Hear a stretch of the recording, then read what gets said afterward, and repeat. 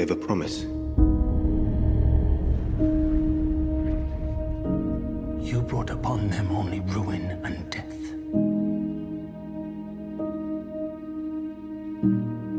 You've won the mountain, is that not enough? Welcome to What the Flick. We're all here, the holiday season. Ben, Alonzo, Matt, and Christy. The third movie in the Hobbit trilogy is out, and Alonzo doesn't see any of them on a peculiar principle, but I admire a peculiar principle. He's a heightist. I'm not a fan. I didn't see it because I was busy. So you guys take it away. Does this one knock it out of the park? Is this the best? Nope. No. No. This is part 3. This is the Battle of Five Armies. It picks up right where the last movie left off, which is Smaug attacking the town, Lake Town. This one picks up a movie that we weren't even supposed to get. It was supposed to be only 2 movies, and now we have 3. This details all of the battling that happens as Smaug gets killed, and the dwarves and the elves and the people of Lake Town and a couple other armies all get together. It's 5 armies, and it lasts forever, and it's enough already.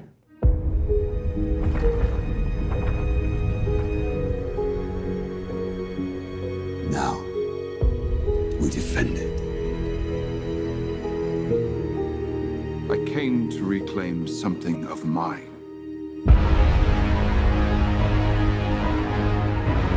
This was the last move in a master plan. A plan long in the making.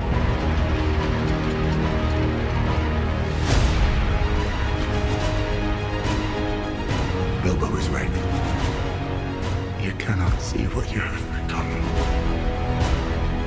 Everything I did for them. You started this. You will forgive me if I finish it.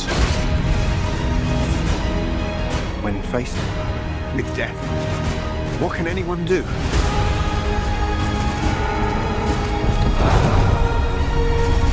I will not hide while others fight our battles for us!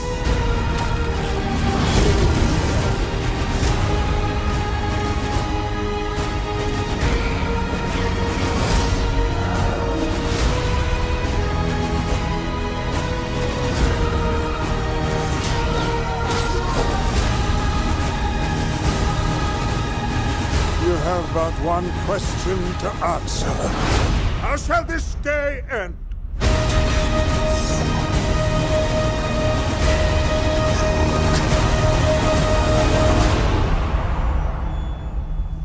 I read that that this is a movie about people you don't know and don't care about in a pitched battle against other people you don't know and don't care about. Right, but not all people. So here's my question. I'm trying to count the armies in my head. You got your orcs, you got your elves, you got your dwarves, you got your people of Lake Town. Is it a second army of dwarves? The ones that come over the hill and they don't think they're gonna have their little buddies with them? The guy with the guy with the gnarly red beard is who leads them. Who's the 5th army? The TYT army. That's who it is. Who's the 5th army? I want to know who the 5th army is. According to the movie, it's either that or the bats that were bred for war. Oh. There's like 2 orc But they're armies. helping out the orcs. They're helping out somebody else. And then what are the things In the book, that it's come out different. of the The ground? book, it's pretty. In the book, it's the dwarves and the men of Lake Town, and then the other army of dwarves, and who cares? Right. So there's 2 armies of dwarves. So really, it's only 4 armies. No, it's like 5 or 6 in this movie. It doesn't matter. I suspect the comment section is going to have some. You dumbasses! Don't you know matter. your armies? So look, like the problem is this is a movie. Like Ben, you're absolutely right. This is something that unless you've seen, this is certainly not a standalone movie. And even if you've watched the first 2, you kind of know. I mean, if you come into this as a fan, you know how it's all going to end. And yeah, they make some stabs at having a deeper story that is relevant to this particular film. But none of it really matters. And they've so overly drawn out this whole story that, yes, you're supposed to get the character of Thorin kind of becoming, getting seduced by all of the wealth under the mountain. But you don't really care because none of it, again, it's too much. They've overdone these movies. There's no reason that this should be a 3rd movie. And what it felt like to me is, and partly because I've been watching a bunch of these on the El Rey network, it's like an old Shaw Brothers movie. And an old Shaw Brothers movie is at its best when it's wall-to-wall fighting. and you don't really need to follow the story, the battle scenes and the fight scenes in this are great. And so the story doesn't really matter. Right. It's a very, very simple, very basic cautionary tale stretched out to 2.5 hours. Yeah. It's really long. The first one was horrible, and I thought The first Hobbit? The first Hobbit was really bad. Second Hobbit's good. That's what I hear. So the second Hobbit was all right. So they've Indiana Jones. They've gone out. The second Hobbit on a down note. Yeah, the second Hobbit had some really, really cool action sequences. The whole thing on the roaring rapids with the barrels and people fighting each other, like that was really, really cool. I can't think of a single scene or sequence or moment that matches that in terms of standing out in my mind. I saw it a few weeks ago. I don't recall a single thing that was like, wow, that was really extraordinary and cool. No, I mean, Kate Blanchett pointing a stick. With all of the CGI she can really in do here, everything, can't she? I mean, there is so much CGI. It's hard to think that this is not much different than watching somebody else play World of Warcraft. I mean, That's why I don't go see these movies. Exactly. That was my review of the first Lord of the Rings movie. It's like watching somebody else play D&D. Fuck these movies. Now, the Lord of the Rings trilogy, the original trilogy that he did, I love those movies. I think as a longtime fan of those books, I think Peter Jackson and his writing team made some ruthless decisions to make those movies work. And I think that those first 3 movies work really well. And they've done the exact opposite. It's the, oh God, we're going to film all this stuff, and I'm Peter Jackson, and I can add anything that I want. They were still cutting this right up to the time that we were screening it. Oh. Like as he has done, there were some fears that the movie might not be finished on time. It should have and kept the studio cutting. finally had to say to him, okay, stop, Keep put going. it down. So yeah, they should have cut it down. They should have cut this whole movie out. Here's one thing I like about it, and one thing I liked about all of them is I really like Martin Freeman, and he, in this crazy world, this fantasy world that's so over the top, he does bring some grounding to it, some humanity to it, even though he's a hobbit. Hobbits aren't people, right? Is a hobbit a person? Yeah, I don't know. Anyone out there who knows, please tell me. But there is I don't think anyone knows that. There's a realism. Well, I mean, there's as much people as Soylent Green is. Right. But there's a realism to his performance, and there's an accessibility to him that, yes, he's our conduit, but he also, bless you, is the only person or thing that you can care about. He's so lovely, and he's great. Such a great deadpan way about him. He's just charming.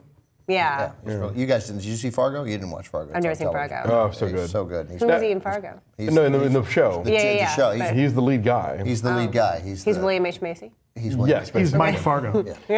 Now, Bart Fargo. Are they still doing the 48 frames thing, or did they give that up? Okay. That was the thing with the first Hobbit that was so weird. It was so like seizure-inducing with the frame ratio. Yeah, now But it looked like that setting on your Samsung TV that you desperately tried it. Yeah. Oh God, At least why that's did I not- buy this? Looks like you're Although watching a Mexican soap opera in rehearse. But maybe other ways of projecting it, they are that. Habitos. It's muy loco. Ay. But the way I saw it was just plain old 3D. Yeah. Right? Did you see it with any kind of No, weird I saw it in frame 3D. thing? Okay. Yeah, I mean, Martin Freeman makes this movie work, and it's fine. If you're a big fan of these, you want to see this adaptation, you'll be satisfied with it, but this isn't essential viewing, and it's not the epic that they're trying to make it out to be. It's, it's kind of fan service. And that's Peter Jackson. What's frustrating about this is we all know that Peter Jackson is capable of doing much better than this. And it's a cynical, money-grabbing kind of fan service movie. And look, like if that's what you want to see, fine. But don't expect art here because that's not what this is. Right. Also, not enough Benedict Cumberbatch as Smaug. Yeah. There's only a little bit of him in the beginning.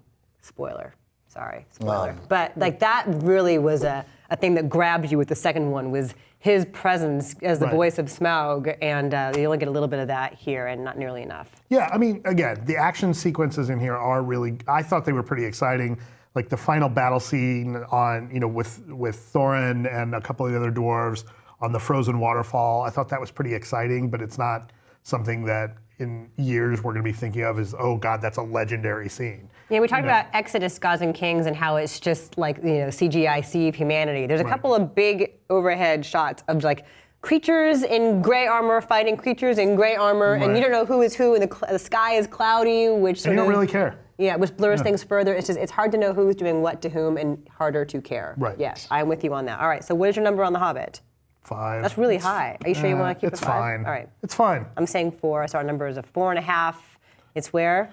It's 61% on the tomato meter right now. It'll probably stay around there. I guess if you are a Tolkien completist, then you have to go see this, but it's a slog. Tolkien completist. Bye. The rank and of there are some. They exist. The people who learn Elvish. I don't. That's not. I'm not Don't make familiar fun. with that use of the term completist. Don't I make like it. fun. Okay, bye. I'm not a completist.